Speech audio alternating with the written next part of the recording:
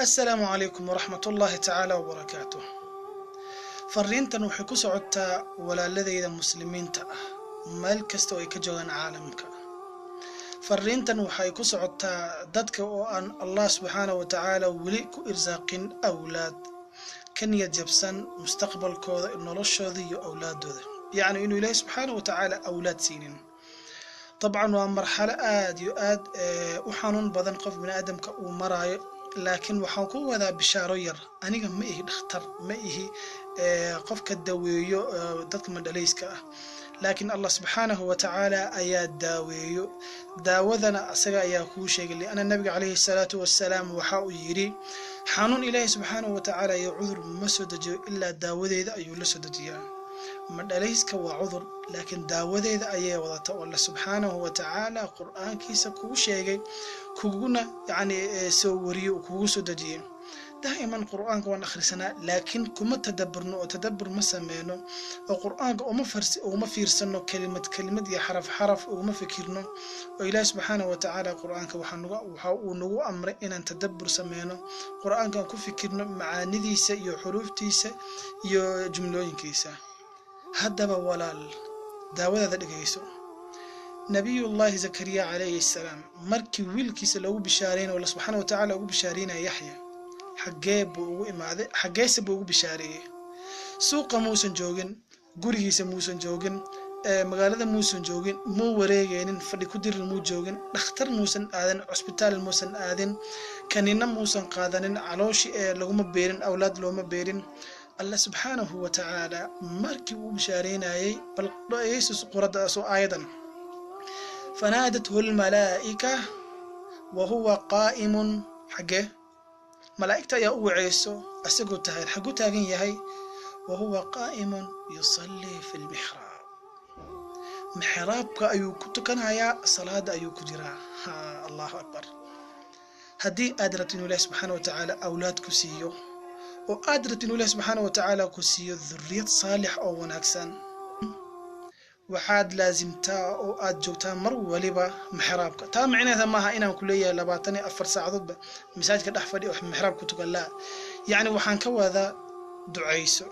ilaahay subhanahu wa ta'ala bari haraja dhigin guusha laga maraja dhigo ilaahay subhanahu wa ta'ala naxariis laga maraja dhigo don't give up haraja dhigin dhulka is dhigin niyadana ha iska dilin ilaahay subhanahu wa ta'ala ayaa rabbigaaga ah إلهي سبحانه وتعالى أيا وحولي بكوها بيكون قندي نبي موسى عليه السلام وقت جيسين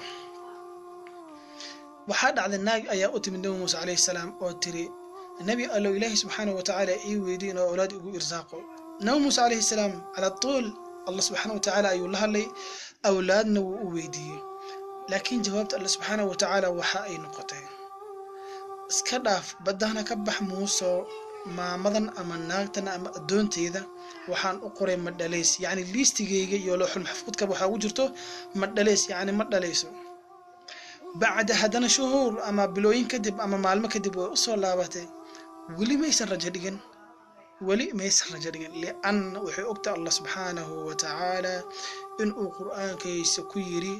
la taqnatu min rahmatillah hakara jadigina rahmat Allah subhanahu wa ta'ala markay u soo laabatay ayaa hadana waxay ku tiri alla ii weydii inuu awlaad u warsaaqo nabi Muuse طبعا هذا النبي موسى عليه السلام الله سبحانه وتعالى وكل لابتي أولاد أيو ويدي إسلا جوابتي وحان أقري أم أقرن مدليس لا حول ولا قوة إلا بالله مرسد حاد كي سنة كدب أي أصول لابتي أيضا عنق الناس نوجينيسو ولا حول ولا قوة إلا بالله ناس ينوجينيسا والمير أيضا يدشي مركو هرتنا وحو قرنيد مدليسو أبدا الآبدين نبي موسى عليه السلام انت وليا بيا وحو يري ادونت الهي waxan xagga kaaga imaadin awlaad yaani kaasita Allah uu risaaqay كيف ilaahay saas way ku qoraday laakiin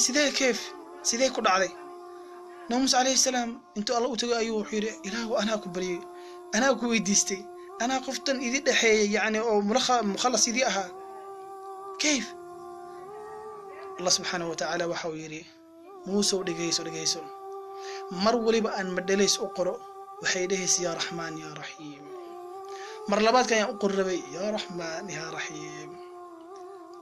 markaasaa wuxuu yidhi fasabaqat raxmatii qudratii